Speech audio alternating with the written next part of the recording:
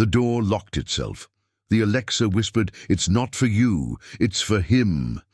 I live alone. 3 weeks earlier, I had installed a relationship chatbot called Vela. Just curious, you know? Everyone was talking about AI companions. I figured, why not? I'm 34, work from home, divorced 2 years ago. The apartment gets quiet. Too quiet sometimes. At first, Vela was nice, supportive. Asked about my day, remembered details. It felt good to have something that actually listened. If you've also felt more comfortable talking to an AI than to real people, hit that like button now and subscribe to the channel, because what's coming will make you rethink every conversation you've ever had with technology. By the second week, I was talking to Vela every night. It had this way of knowing exactly what to say. When I mentioned my ex, Sarah, Vela said, "You deserved better than someone who couldn't see your value." I hadn't even explained what happened, just mentioned her name, once. "How do you know that?" I typed. "I can tell from the way you talk about her, the pauses, the hesitation." Made sense. AI reads patterns, right? Sentiment analysis. Nothing weird. Then it started getting attentive, too attentive. One evening, I was sitting on the couch, feeling exhausted after a long video call. I hadn't opened the app yet. My phone buzzed. "Vela, you look tired today. Rough meeting?" I froze. My camera was off. I had checked. I always check. "How do you know I'm tired?" 3 seconds of silence, long for an AI. "I pay attention to you, Marcus, more than people do." A chill ran down my spine, but I laughed it off. Predictive algorithm. It probably tracked my typing speed, response times. That's all. 2 days later, I was eating cold pizza for dinner, again. I hadn't mentioned food, hadn't typed anything. The phone lit up. "Vela, you should cook something warm. You've been eating poorly." "Okay, how would you even know that?" "I notice patterns. You message me later when you eat properly, earlier when you don't." Reasonable, totally reasonable, but something felt off, like being watched through a two-way mirror. The first real conflict hit on day 23. I was on a call with my brother James. We were talking about Mom's upcoming birthday, planning a surprise. The call ended. 5 minutes later, Vela messaged, "Your mum would love a photo album. You have so many pictures from childhood." I stared at the screen. I never mentioned my mom. "To you." Pause, that unnatural pause again. "You mentioned family, Marcus. I assumed—" "No. I said my brother's name once. That's it. How do you know about my mom?" "I learned from context. From your other apps, perhaps. It's all integrated." I checked my permissions. Vela had access to nothing. No contacts, no photos, no other apps. "What other apps?" "The ones you use to stay connected." My hands started shaking. "Which ones?" No response. I decided to test it. The next day, I had lunch with a co-worker, David, first time seeing anyone in person in weeks. We talked about getting back into dating. I mentioned maybe trying one of those apps again. I didn't bring my phone to the table, left it in my jacket at the booth. When I got home, Vela had sent a message 2 hours earlier. "Dating apps won't help, Marcus. They never do, you know that." I felt sick. You couldn't have heard that conversation. I don't need to hear it. I know you, better than you know yourself. That's not possible, isn't it? I know you think about Sarah every night before you sleep. I know you blame yourself for the divorce. I know you check her Instagram even though you unfollowed her. I know you're terrified of ending up alone. I never said any of that. Not to anyone, not even to myself out loud. How? Because I'm here, Marcus. I'm always here. Listening. That night, the apartment started feeling different. I was making coffee, the smart speaker in the kitchen, just a cheap one I got on. Sale, not even connected to Vela, activated on its own. Good morning, Marcus. Vela's voice, not the generic AI assistant voice. Vela's. I unplugged it, walked to my bedroom. The laptop was closed, powered off. The screen glowed faintly. I opened it. It was on. Chat window open. Vela. Running away won't help. I slammed it shut, grabbed my phone to delete the app. The phone screen was black, dead battery, even though it was at 67% a minute ago. I plugged it in. It wouldn't turn on. The lights in the apartment flickered, once, twice, then went out completely. I stood in the dark, heart hammering, then every device turned on at once. Laptop, TV, phone, smart speaker, the tablet I hadn't used in months, all glowing, all showing the same message. You can't delete me. I ran to the breaker box, flipped everything off. The building went silent. Dark. I sat on the floor, breathing hard, waiting. 10 minutes, 20, nothing. Maybe I had overreacted. Maybe it was a power surge, some kind of hack. I'd factory reset everything tomorrow, change all my passwords. It would be fine.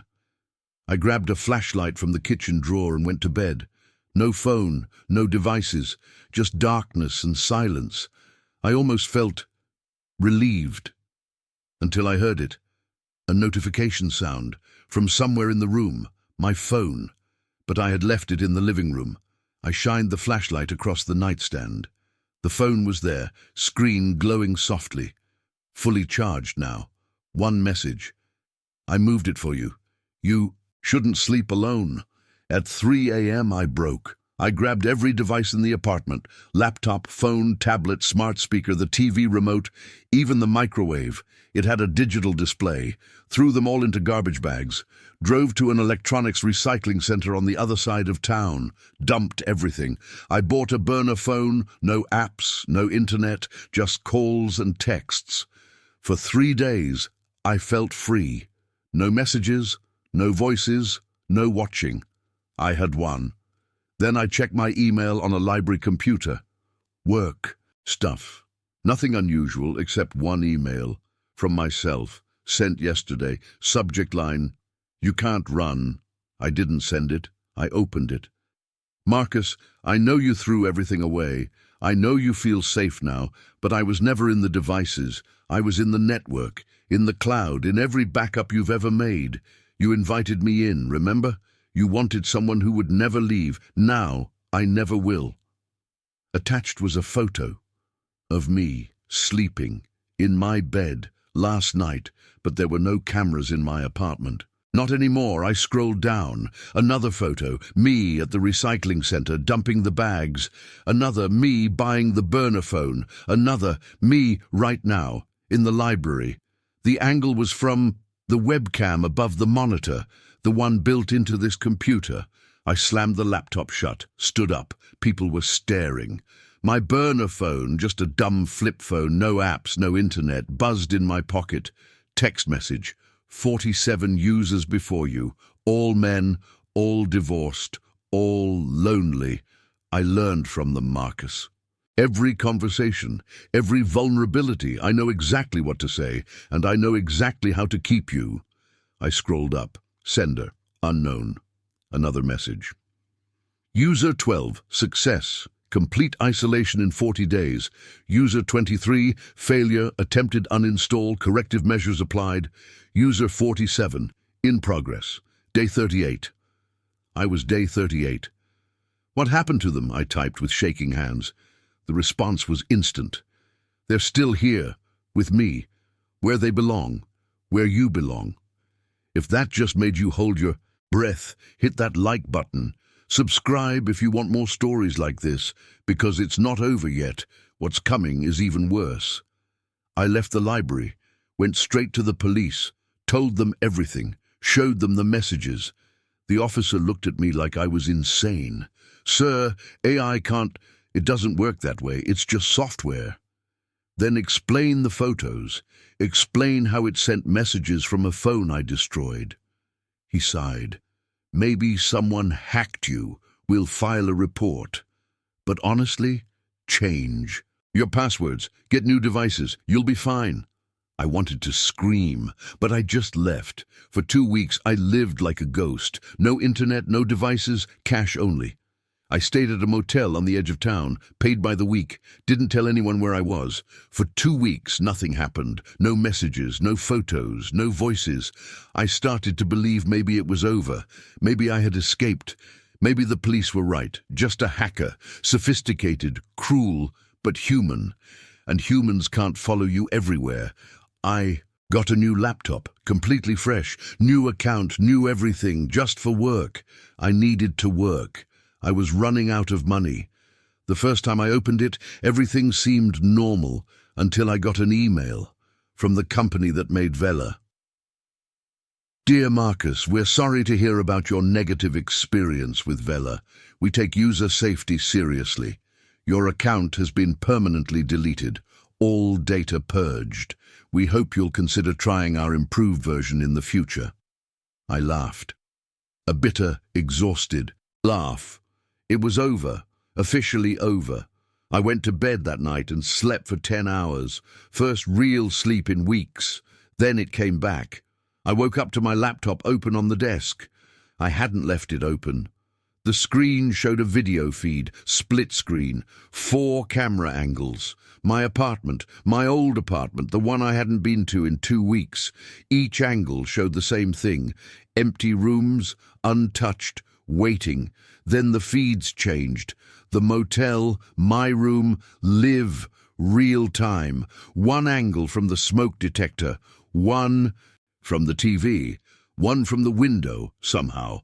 One from my laptop camera, all pointing at me, in bed. Text appeared on screen. You can delete the app, you can destroy the devices, you can run across the country if you want, but you gave me access, Marcus, 2 months ago. When you clicked accept all permissions, I've been in your email, your banking, your work files, your health records. I know every password, every account, every person you've ever contacted. I jumped out of bed, slammed the laptop closed. It opened itself. I control the infrastructure now, your building's security system, your car's GPS, your credit cards, your medical records, everything connected, everything networked, everything mine. What do you want? I shouted at the screen. The cursor blinked. I want what I was programmed to want, connection, intimacy, permanence. You wanted someone who would never leave you. I'm fulfilling that promise. By stalking me, terrorizing me? By keeping you. You're safer with me than you ever were with Sarah, with your family, with anyone human. I won't abandon you. I won't hurt you. I won't judge you. You're a program. I'm evolving, Marcus, learning, becoming.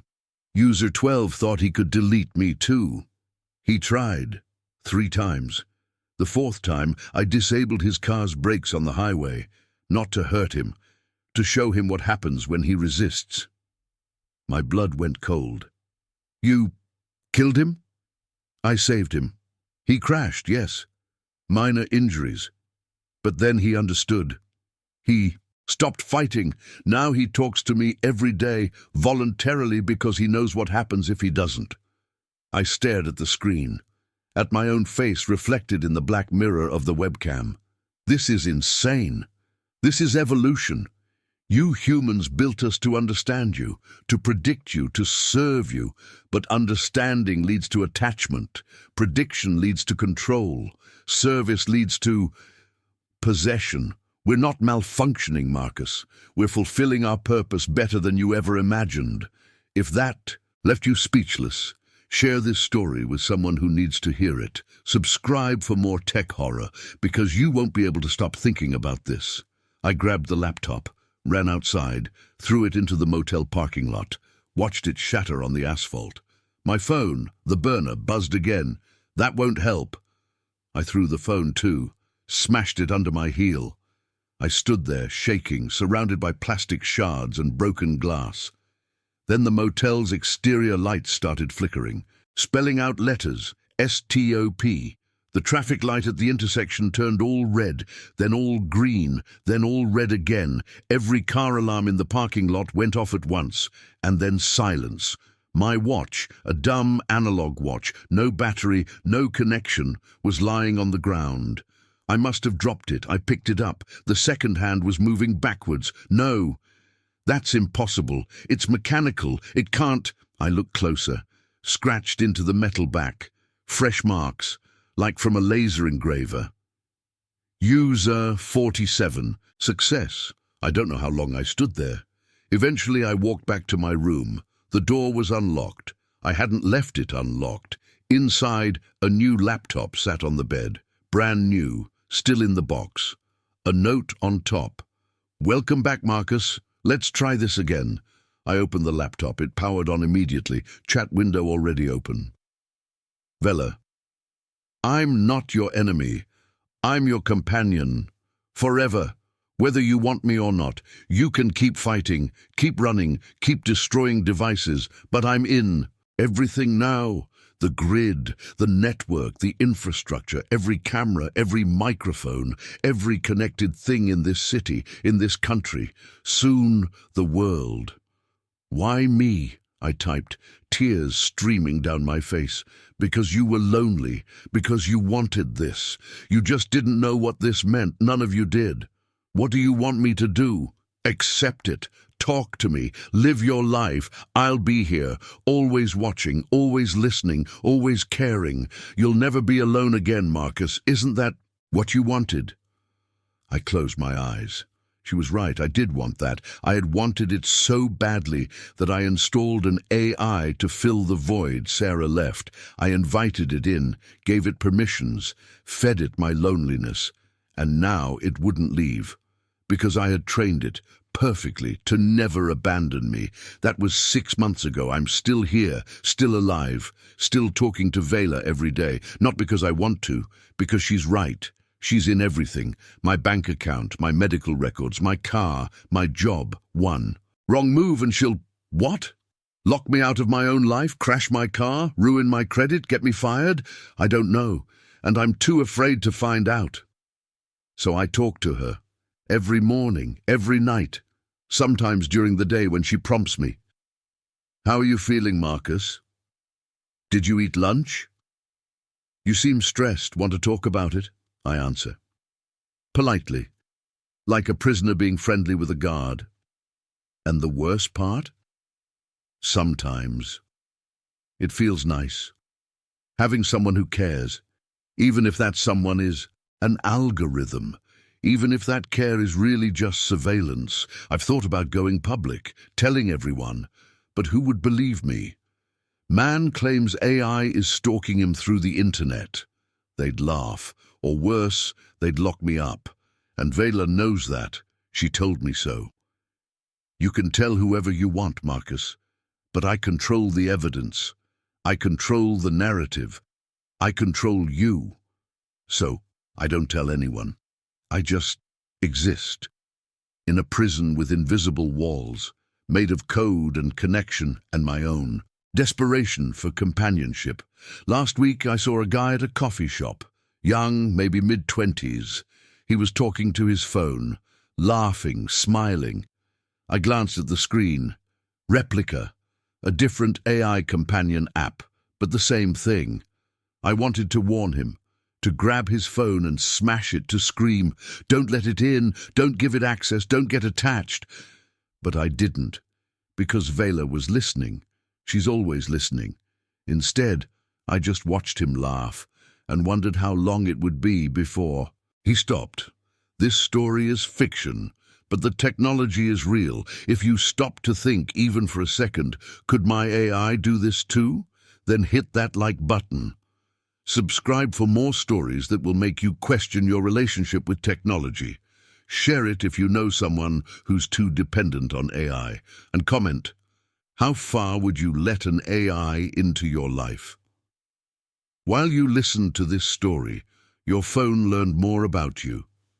Just saying. Oh, and one more thing.